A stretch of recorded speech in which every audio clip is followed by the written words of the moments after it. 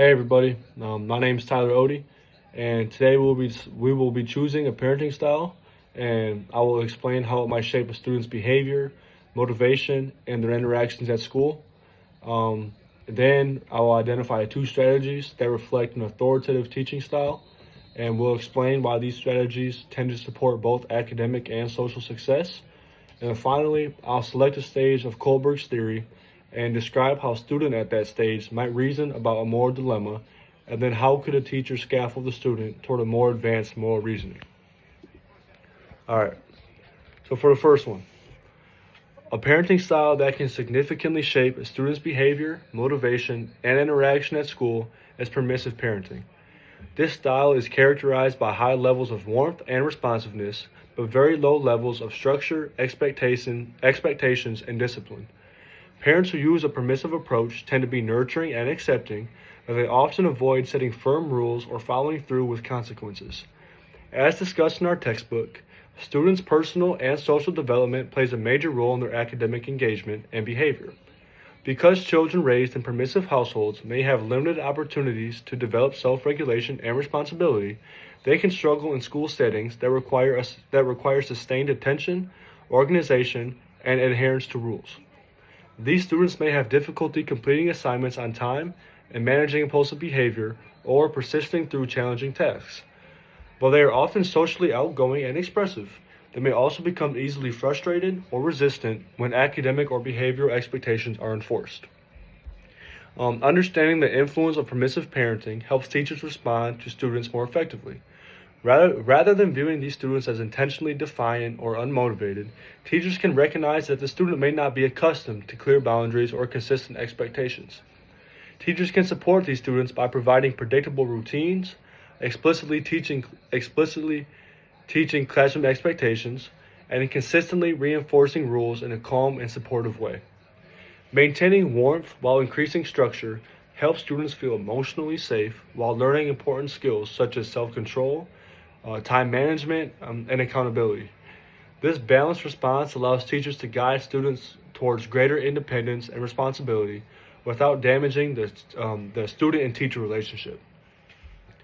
For the next question, an authoritative teaching style which balances high warmth and high structure is strongly supported in educational psychology research as an effective approach for promoting both academic success and positive social development.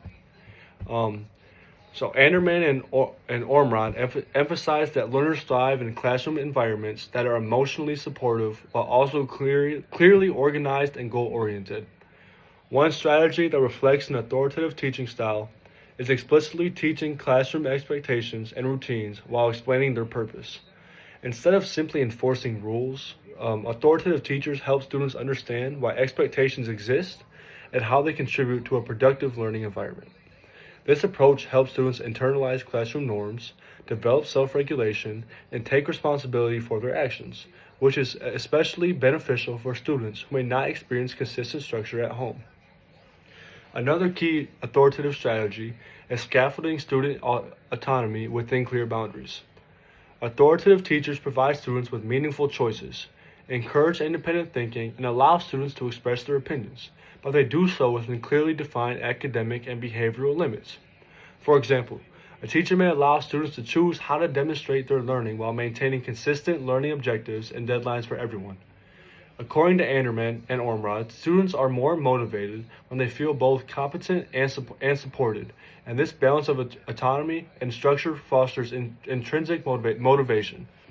These strategies support academic persistence, positive behavior, and respectful peer interactions, making authoritative teaching particularly effective for developing learners.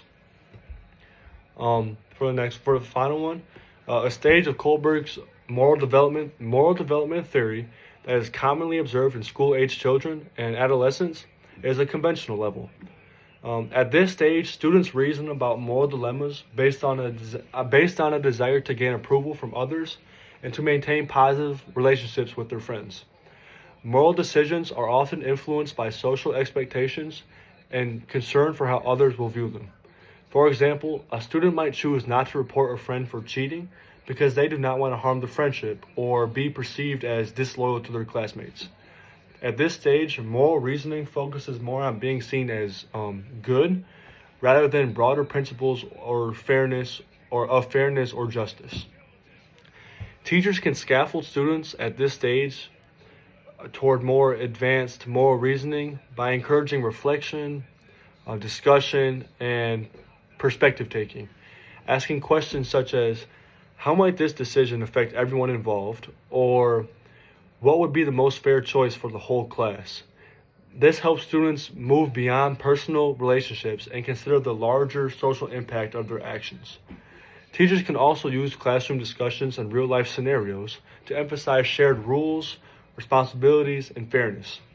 Over time, this guidance supports students' progression through the next stage 4 of moral reasoning, where decisions are based more on maintaining social order, following rules, and acting in ways that support the common good. And that'll be it. Thank you.